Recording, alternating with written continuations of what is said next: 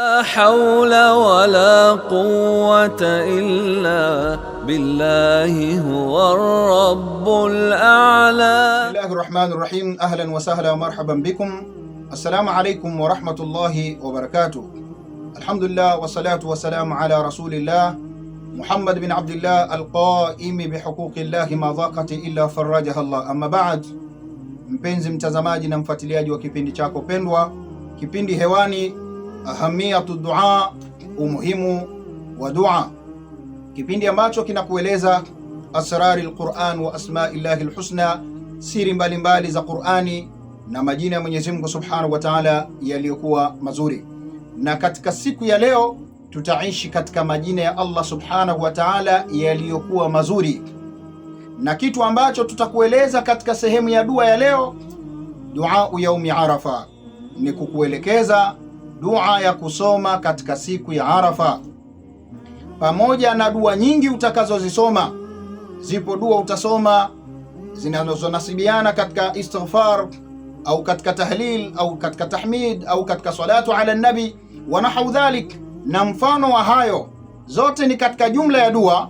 Lakini usighafilike kuisoma dua ambayo aliisifia Bwana Mtume Muhammadin sallallahu alayhi wa alihi wasallam, khairu dua dua yaumi Arafa, dua bora ni ile ambayo itasomwa siku ya Arafa.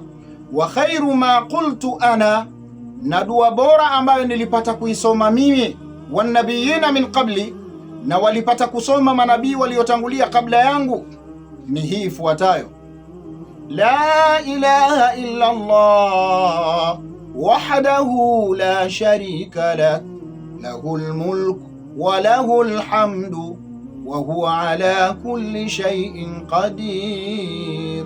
La ilaha illa Allah wahdahu la sharika lah, lahul mulk wa lahul hamdu wa huwa ala kulli shay'in qadir. La ilaha illa Allah, hapana mola apasaye kuabudiwa kwa haki isipokuwa Allah. Wahdahu la sharika la, hana yeye Mwenyezi Mungu mshirika. Lahul mulku, ufalme ni wa kwake. Walahul hamdu, na sifa na shukurani ni za kwake. Wa huwa ala kulli shay'in qadir, naye Mwenyezi Mungu juu ya kila kitu ni muweza. Allahu akbar.